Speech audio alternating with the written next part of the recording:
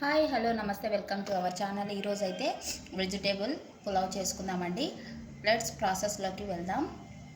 Veg పులావ్లోకి కావాల్సిన పదార్థాలు meal maker, పచ్చిమిర్చి, క్యారెట్, బీన్స్, క్యాలీఫ్లవర్, టమాటా, కొత్తిమీర, కరివేపాకు, అలాగే దాల్చిన చెక్క, షాహీ జీరా, ఇలాచీ, లవంగాలు, కాజు. స్టవ్ ఆన్ చేసుకొని ప్యాన్ పెట్టేసుకొని ఆయిల్ వేసుకుంటున్నా. ఆయిల్ హీట్ అయింది.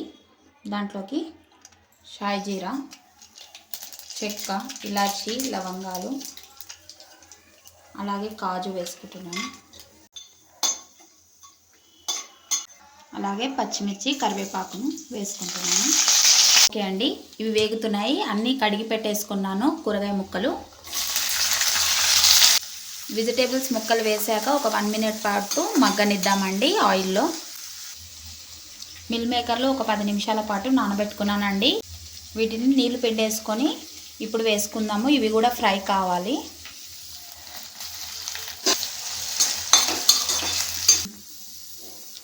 కూరగాయ ముక్కలు వేగుతుండగా ఒక టమాటాను కట్ చేసి వేసుకుంటున్నాను. ఇప్పుడు ఇవన్నీ ఈవెన్గా ఫ్రై కావాలి ఒక 1 మినిట్ పాటు. అల్లం వెల్లుల్లి పేస్ట్, కొద్దిగా పసుపు,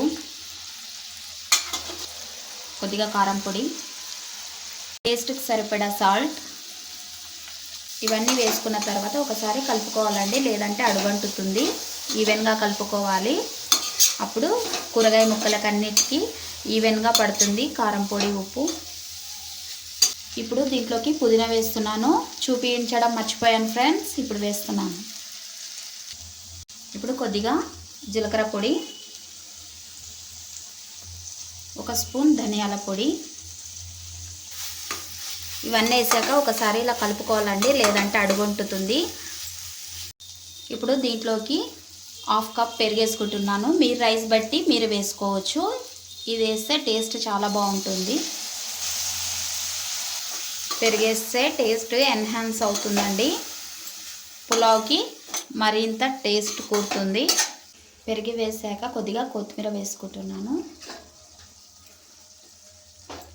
ఓకే, ఇప్పుడు ఇవి వెజిటేబుల్స్ అన్నీ వేగాయి కదా.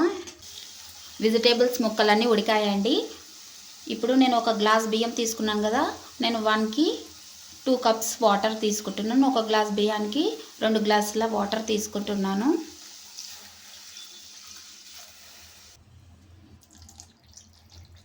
ఓకే,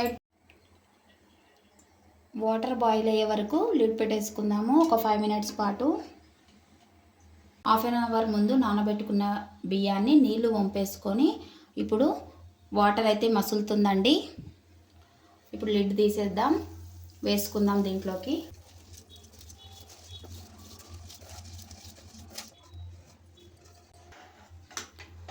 రైస్ వేసుకున్నాక ఈవెన్గా కలుపుకొని మంటనైతే మీడియం ఫ్లేమ్లో పెట్టేసుకొని ఒక 5 మినిట్స్ పాటు ఉడకనిద్దామండి. ఓకే అండి, ఒకసారి క్యాప్ అయితే తీసేసుకొని కలుపుకుందాము.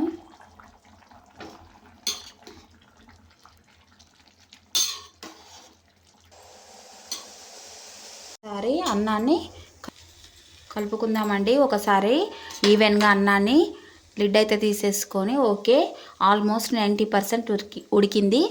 ఇంకో 10% 2 మినిట్స్ పాటు సిమ్లో పెట్టేసుకోవాలి. ఓకే, వావ్, అన్నం అయితే ఉడికిందండి. దాంట్లోకి అన్నంలోకి కొత్తిమీర వేసుకుంటున్నాను. కొద్దిగా పైకెళ్ళి గీ కూడా వేసుకోవచ్చు, your optional. Super Emmy vegetable pulao ready.